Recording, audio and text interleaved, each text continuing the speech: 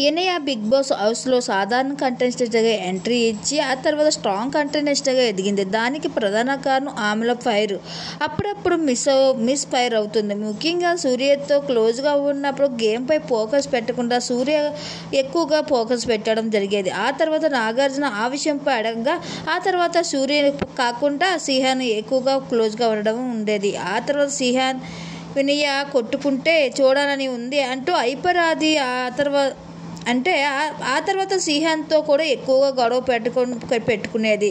దీనికంత కారణం ఎక్కువగా నమ్మదగిన విషయం ఏమిటంటే సూర్య ఎంతగా క్లోజ్గా ఉన్న రేవంత్తో సూర్య సరిగా గేమ్ ఆడడం లేదు అంటూ చెప్పడం మరింత విశేషం.